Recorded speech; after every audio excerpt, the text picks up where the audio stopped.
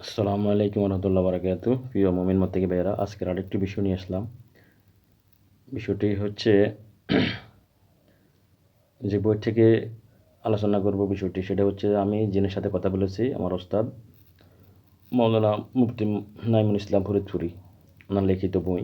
আমি যিনি সাথে কথা বলেছি ওই বই থেকে একটা আমলের কথা বলবো।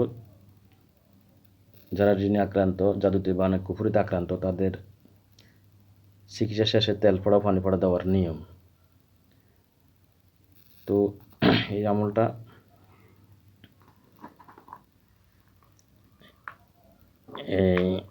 এখানে আছে। আপনারা যিনি এই আমলটা করবেন উনি ফরজগারে জীবনযাপন করতে হবে, 5 ওয়াক্ত নামাজ আদায় করতে মাস্ট, হক হালাল খানা খাইতে হবে, ফরের হক খাওয়া যাবে না, 5 ওয়াক্ত নামাজ সালাত আদায় করতে হবে, তার ইমানদারিভাবে চলাফেরা করতে হবে, সত্য কথা বলতে হবে, মিথ্যা কথা বলা যাবে না, আল্লাহকে ভয় করতে হবে, অত্তাকুল্লাহ, হ্যাঁ, আল্লাহকে ভয় করতে হবে। তারপরে আপনার অজু করে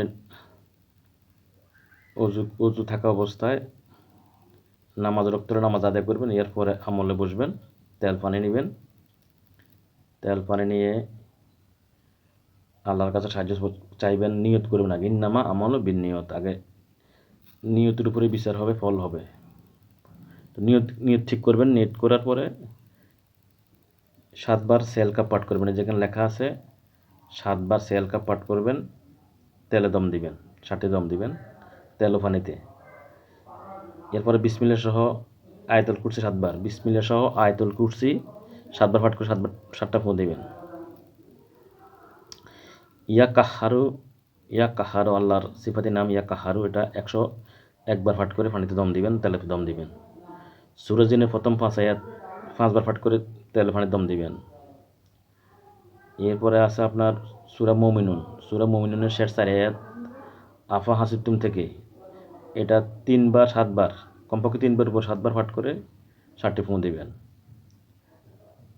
এরপরে আছে সূরা বুরুজের 10 নম্বর আয়াত, সূরা বুরুজের 10 নম্বর আয়াত, ইন্নাল্লাযিনা ফাতানুল মুমিনিনা ওয়াল মুমিনাতি সুম্মা লাম ইয়াতুবু ফালাহুম আযাবু জাহান্নামা ওয়া লাহুম আযাবুল হারিক, এটা 7 বার পাঠ করে 7টি ফু দিবেন।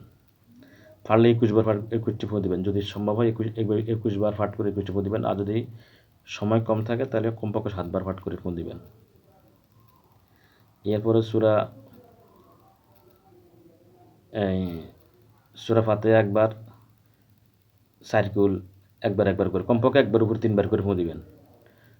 সূরা কাফিরুন, সূরা ইখলাস, সূরা নাস, ফালাক, এটা 3 বার করে দিবেন, না পারলে একবার করে দিবেন যদি সময় কম থাকে। এরপরে আসে আপনার সূরা সফফাতের প্রথম 10 আয়াত, সূরা ইয়াসিনের প্রথম 10 আয়াত পাঠ করে ফু দিবেন। সূরা মুজাম্মিলের প্রথম 12 আয়াত, সূরা মুজাম্মিলের প্রথম 12 আয়াত একবার পাঠ করে ফু দিবেন, বেশি দরকার নাই, একবার,